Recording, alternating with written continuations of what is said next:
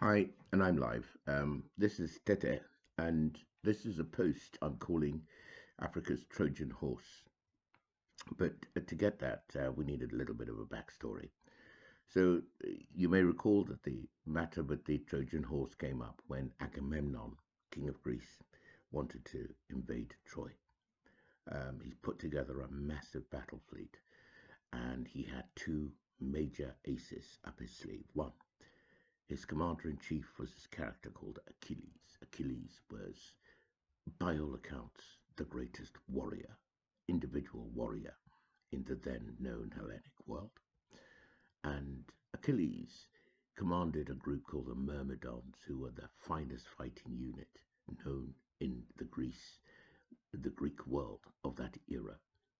So they came along to Troy. Troy was the only place that hadn't submitted to Greece, and Agamemnon wasn't having that. So he laid siege with this massive battle fleet, his general Achilles, and the Myrmidons at the gates of Troy. Now, despite huge casualties, he couldn't breach the city gates. And so after a few days, he decided that he would resort to subterfuge. And what he did was he took this massive battle fleet out into the next cove, made it look like he'd withdrawn altogether. And he left behind this enormous wooden horse, which the Trojans naturally assumed was um, a trophy left behind in obeisance to their military superiority. So they rolled in this Trojan horse, as it was later called. Of course, inside the Trojan horse were the Myrmidons, and these were people descended from the king of Theotis, and the leader of the Theotans was descended from the great god himself, Zeus. So that was testament to the kind of force that was being led straight into the gates of Troy. Of course, the rest of it becomes history. They opened the gates. The rest of the Greek army sailed back into the port and raided Troy and sacked the city. That was the end of Troy. Now, why do I call this post, the Africa's Trojan Horse? Because I've read a lot about the Great Reset, and I've read it over and over again, and three main points seem to rise up to me. The first thing is that it makes a big deal about respect for the environment and nurturing our environment and husbanding our environment, which nobody can have anything against that. Sounds like a good thing. We don't have a good environment, or we don't have a sustainable environment, and we all die. Second thing, it talks about population control. And of course, I mean, the economists have long said, especially the Malthusians, that that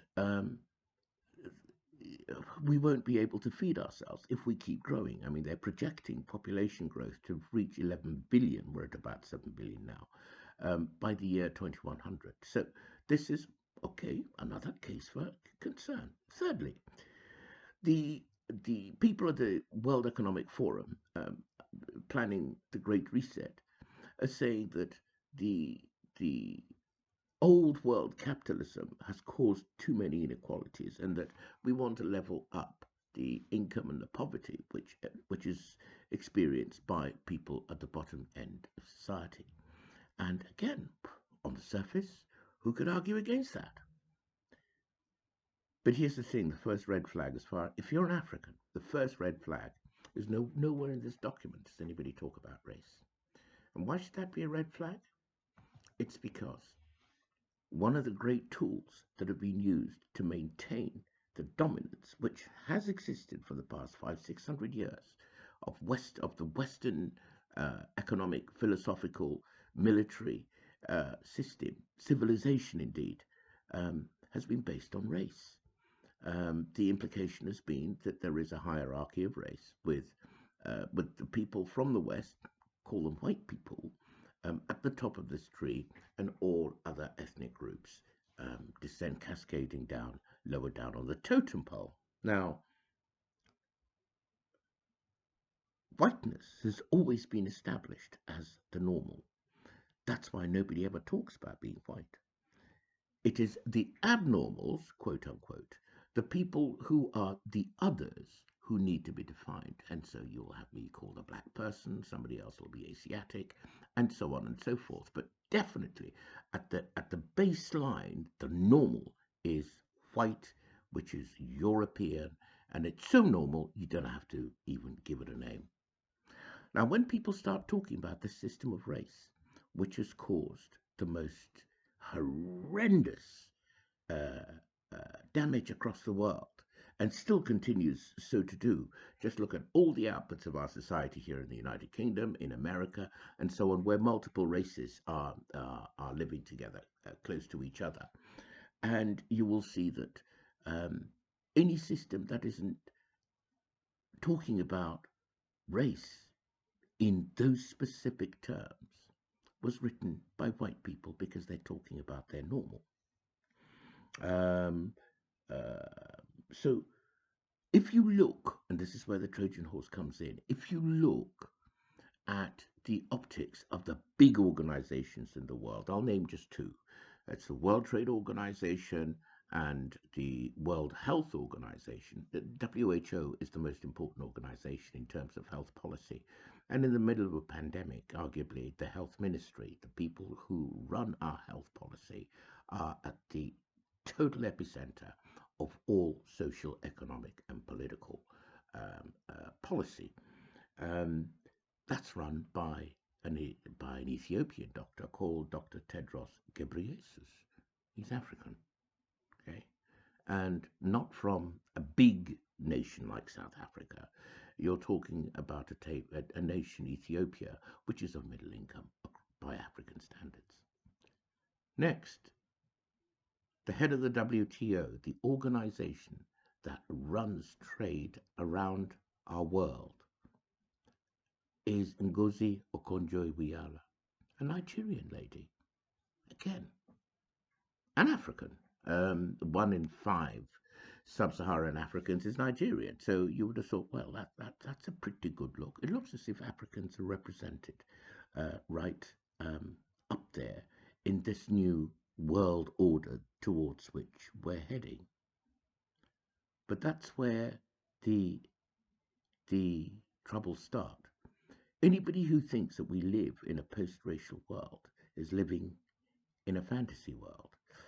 Just in the last 2 weeks, the events around one of the oldest institutions in Western European civilization, call it white civilization if you like, is the British monarchy.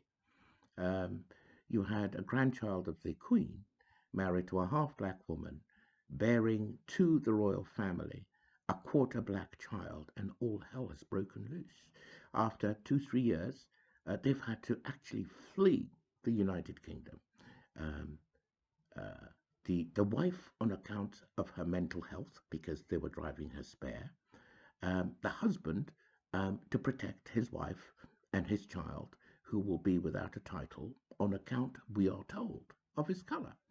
So anybody who thinks that just because Dr. Tedros Ghebreyesus is head of the WHO, or that Ngozi Okonjo-Iweala is sitting on top of the WTO, and because of these two things, that we live now in a post-racial world, must be dreaming. The reality is the system of race persists and remains. And it's all the more worrying when race is referred to by euphemisms like diversity and inclusion and so on, because they don't call it for what it is: a highly prejudicial system with discriminatory outputs.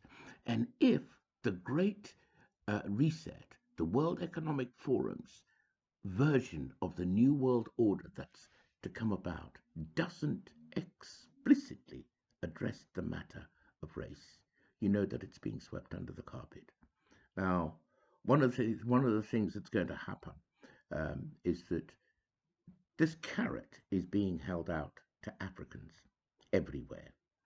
I haven't seen so many Facebook. I mean, I know exactly what Ngozi Okonjo-Iweala looks like, because there are so many Facebook profiles which bear her face. Now, she's not, there's only one of her. But these are people who are holding her up as an icon, as a symbol of how we've arrived. Black women have arrived, Africans have arrived. They haven't arrived anywhere at all.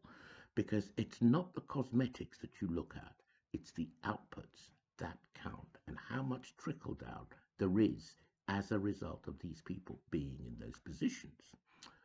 One thing I will say is that during the course of my life, African leaders who have been titularly African leaders have always existed according to the patronage and the approval of the Western powers. It's been the most dominant thing in our world, for the past 500-600 years. That's Western civilization. And despite the fact that you have democracies actually running in many African countries, the democracy is trumped by how much the West approves the leader in place. And many leaders have lost their position of power on account of the fact that they weren't approved by the West. Now, are we saying that the Great Reset is going to reorder that? Are we saying that African leaders are going to actually acquire the freedom, the power, and the influence to be able to run their own affairs in their own interests for the first time since they came in contact with Western civilization? That's a question that you need to ask yourself and you need to answer yourself. And if the answer is no, or I don't know, then it means you can't trust the Great Reset. It means you can't trust the World Economic Forum, no matter the optics created by Ngozi and Tedros at the WTO and the World Health Organization. And do not